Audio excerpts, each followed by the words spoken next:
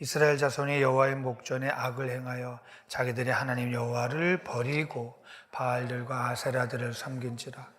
여호와께서 이스라엘에게 진노하사 그들을 메소포타미아 왕 구산리사다임의 손에 파셨으므로 이스라엘 자손이 구산리사다임을 8년을 섬겼더니 이스라엘 자손이 여호와께 부르짖음에 여호와께서 그들을 위하여 한 구원자를 세워 구원하게 하시니 그는 곧 갈렙의 아우 그느스의 아들 온니엘이라.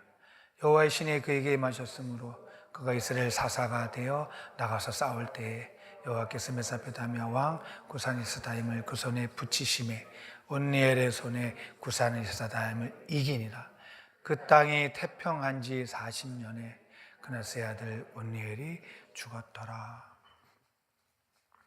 지금 여호수아 이후에는 이스라엘 백성들에게는 뚜렷한 후계자가 없어요. 그래서 모든 면에 혼란이 왔습니다. 참 그럴 거예요, 그죠? 한 지도자가 인도할 때 하고 지금은 지도자가 없습니다. 그래서 믿음의 선조들의 그 믿음을 따르는 다음 세대가 없어지고 말았습니다. 그리고 다른 세대가 시작이 된 거예요. 이스라엘 백성들은 지금 어찌해야 할지를 모릅니다. 누구를 따라야 할지. 그래서 이제는 그 조상들을 얘기하는 자도 없어졌습니다. 불기둥의 하나님, 구름기둥의 하나님 전혀 겪지 못한 다음 세대입니다. 그리고 홍해의 기적이나 요단의 기적이나 만나 얘기를 이제는 하는 사람이 없습니다. 그리고 이들은 큰 전쟁도 겪지 않았어요. 참 혼란스러운 시대가 됐어요. 사사시대가 들어왔습니다. 그리고 이제 12지파가 한 공동체로 구성이 된 시대가 됐습니다.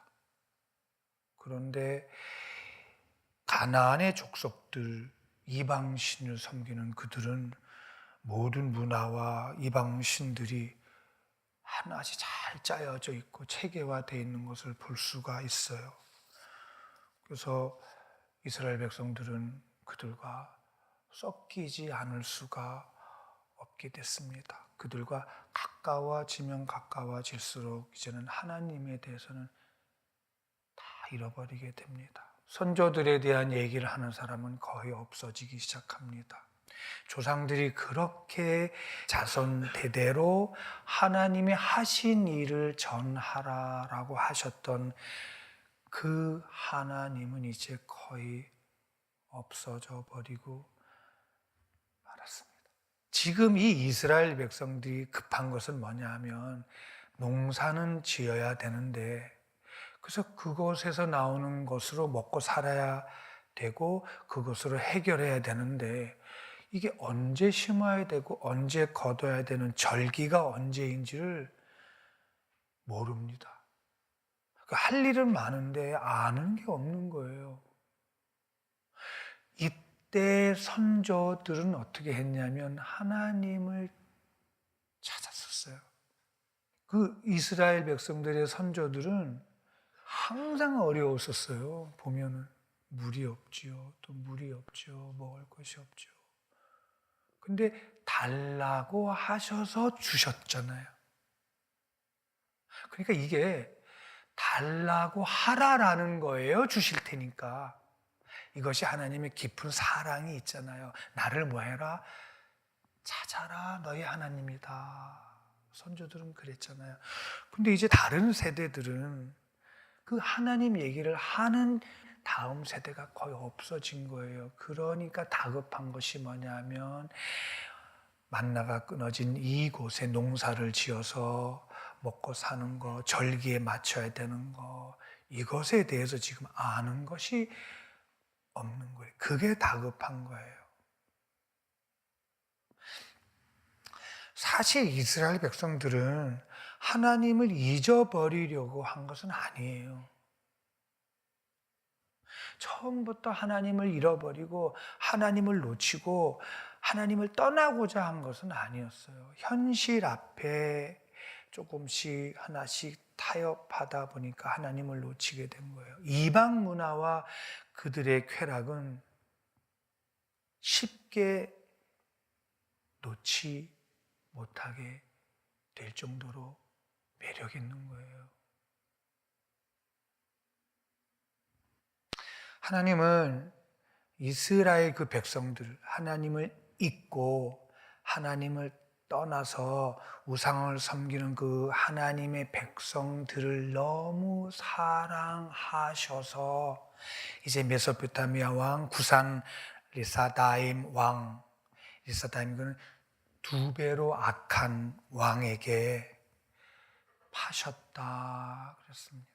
파셨다, 히브리 말로 마카르, 이거는 항복하게 했다. 두 손 들고 내게로 돌아오게 하셨다. 노예로 파셨다.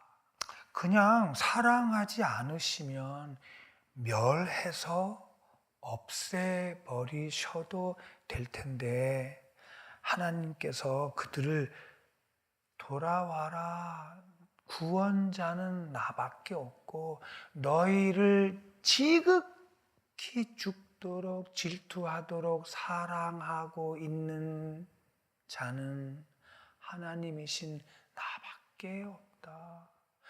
그 하나님의 사랑하시는 방법이 파셨다.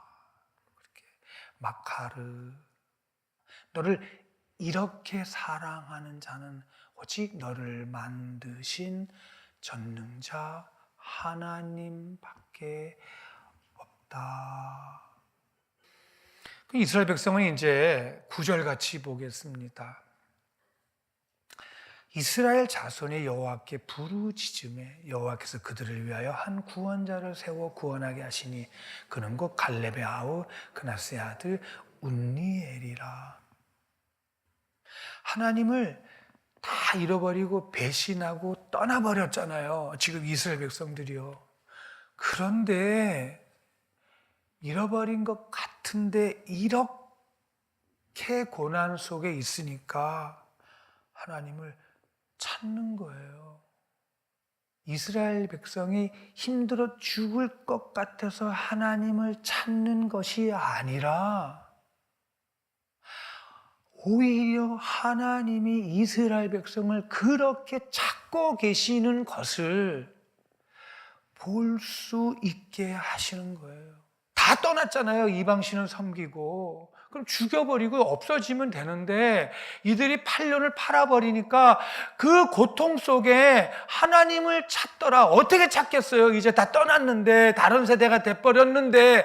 그런데 하나님은 이들에게 은혜를 주셔서 하나님 살려주세요 라고 부르짖게 하시는 거예요. 그래서 부르짖음에, 이거는 우리가 모세를 통하여 많이 배웠어요. 이 민수기를 통하여 이스라엘 백성이 광야에서 계속 부르짖다 자크, 이거는 회개하는 정도가 아니라 너무 힘들어가지고 그냥 이거 있잖아요. 너무 힘들어서 그냥 이 부르짖음. 하나님 너무 힘들어 죽겠어요. 이들은 지금 무엇을 잘못했는지도 몰라요. 그런데 하나님을 찾는 거예요. 은혜입니다. 이거 우리 힘 아니에요, 여러분. 그리고 이제 하나님이 그렇게 부르짖는 그들을 위해서 한 구원자라고 표현되어 있어요. 한 구원자를 세워 구원하게 하시니 그는 곧 갈렙의 아우 그니스의 아들이다. 온니엘에 대해서는 여호수아 15장 13절에서부터 한번 같이 보겠습니다. 여호와께서 여호수아에게 명하신 대로 여호수아가 기랏 아르바 곧 헤브론 성을 유다 자손 중에서 분깃으로 여분네 아들 갈렙에게 주었으니 아르바는 아낙의 아비였더라. 갈렙이 거기서 아낙의 소생 곧 그 세 아들 세세와 하이만과 달미를 쫓아내었고 거기서 올라가서 드빌 거민을 쳤는데 드빌의 본 이름은 기랏세벨이라. 갈렙이 말하기를 기랏세벨을 쳐서 그것을 취하는 자에게는 내가 내 딸 악사를 아내로 주리라 하였더니 갈렙의 아우요 그나스의 아들인 온니엘이 그것을 취함으로 갈렙이 그 딸 악사를 그에게 아내로 주었더라. 무슨 말이냐면 여호수아 때입니다. 이제 갈렙이 가나안 땅을 분깃으로 받을 때 갈렙은 헤브론 땅을 분깃으로 받았습니다. 헤브론 땅이 유다 남방에 위치한 고산지대입니다. 척박하고 아무도 가기 싫어하는 척박한 그 고지대의 땅인데 기랏세벨은 헤브론의 옛 이름입니다. 이 땅을 유다 지파가 분배를 받았습니다. 이 헤브론은 우리 기억하시죠? 이스라엘의 믿음의 조상인 아브라함, 이삭, 야곱이 잠들어 있는 곳이에요. 헤브론이. 가나안 땅 정복 중에 헤브론 정복은 어떻게 보면 가장 큰 의미가 있습니다. 그래서 갈렙은 가장 척박하지만 헤브론 땅을 미리 달라고 한 거잖아요. 기억하시죠? 지금 그 땅입니다.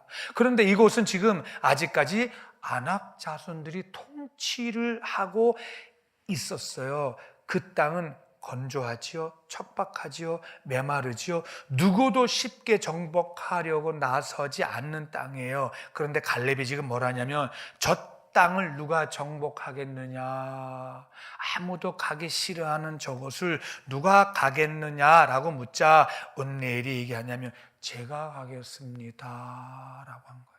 참 온니엘이에요. 제가 가겠습니다. 비록 척박하고 메마르고 현재는 지금 아낙 자손이 있더라도 내가 가겠습니다. 저 아낙 자손은 하도 들어서 압니다.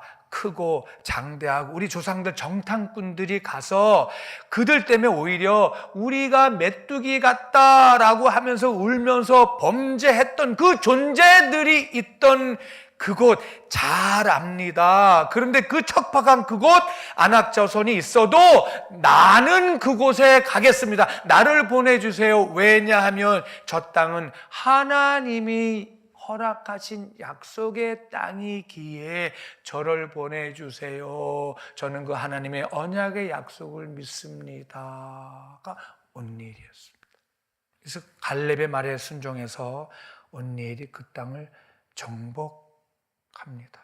그리고 정복하자 갈렙의 약속대로 딸 악사, 갈렙의 딸 이름이 악사인데요. 참 지혜로운 아내를 얻어 가정을 이룹니다. 그 당시에는 그런 가정이 없습니다. 거의 이방인들하고 섞여서 살던 가나안 시대에 이 온니엘과 악사는 다음 세대를 이루어 가고 있었습니다. 이런 온니엘을 하나님께서 이제 첫 번째 사사로 선택하시고 부르십니다. 10절 보겠습니다. 여호와의 신이 그에게 임하셨으므로 그가 이스라엘 사사가 되어 나가서 싸울 때에 여호와께서 메소포타미아 왕 구산 리사다임을 그 손에 붙이심에 온니엘의 손이 구산 리사다임을 이겼더라. 몇 년 만에 붙이셨어요? 8년이에요. 이스라엘 백성들은 지금 8년을 포로 생활을 하는 거예요. 8년 동안을 이들이 포로 생활하게 고통 가운데 두신 거예요. 그리고 하나님께서 하나님의 일꾼 사사를 선택하십니다. 구원자 히브리 말로 쇼펫 단수입니다. 하나 쇼펫, 사사가 많습니다. 이제 쭉 공부해 가겠지만 사사 쇼펫, 복수로는 쇼페팀. 이 뜻은 옳고 그름을 판단하는 어떤 사람이라고 표현되어 있는데 이 사사라는 말은 중국 고대에 재판하는 사람들을 그 당시에 사사라고 불렀습니다. 무슨 뜻이냐면 옳고 그름을 재판을 하는 자. 그런데 성경의 사사는 한 구원자라고 표현되어 있습니다. 한 구원자. 이 얘기는 뭐냐면 하나님의 백성이 적들과 싸울 때 하나님께 부름받아 하나님의 백성을 구원하는 지도자, 하나님의 백성을 해방시키는 지도자, 사사, 한 구원자.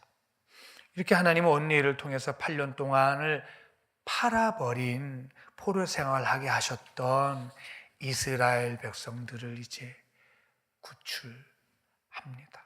구원합니다. 고통 중에 신음하고 부르짖는 백성을 구원합니다.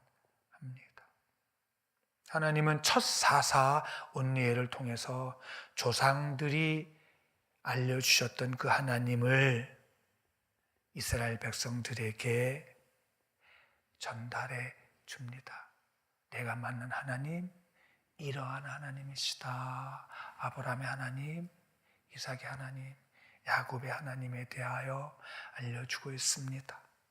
지금 하나님을 떠나서 고통 가운데 신음하고 있는 이스라엘 백성들에게 그들을 구출하여서 그들에게 하나님이 누구이신지, 그리고 나는 하나님의 심부름꾼으로, 사사로 당신들을 구원하러 온, 하나님 앞으로 인도하러 온 사사입니다 하고 이스라엘 백성들을 구원합니다. 그것이 첫 번째 사사 온니엘입니다. 조상들의 하나님을 향한 그 믿음을 따라 다시 믿음을 지켜내게 하고 있는 다음 세대인 온니엘 사사입니다. 척박하지만, 내가 지금 있는 것이 힘들지만, 내가 지금 있는 곳이 어렵고 정말 척박한 곳이지만 하나님이 내가 너와 함께 한다라는 약속을 붙잡았다면 저와 여러분이 그 있는 곳은 척박한 땅이 아닌 줄 믿습니다. 정말 어렵습니다. 그렇게 하다가 우리가 또 하나님을 떠나잖아요. 하나님은 안 떠나시잖아요. 우리가 떠나잖아요. 또 유혹에 넘어가면 하나님은 또 기다리십니다. 그럼 우리는 또 우리가 잘못했어요 라고 나오는 것 같지만 하나님은 우리를 또 환난 속에, 연단 속에서 뭐하게 하시려고 부르짖어 회개하라고. 하나님 힘들어요. 너무 고통스럽습니다. 하나님 살려주세요. 하나님은 이 신음소리를 지금도 듣고 계세요. 들으십니다.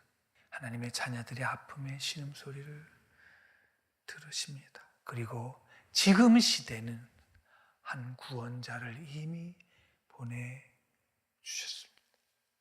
이미 바로 예수 그리스도인 줄 믿습니다. 그 은혜 앞에 우리가 오늘도 감사합니다.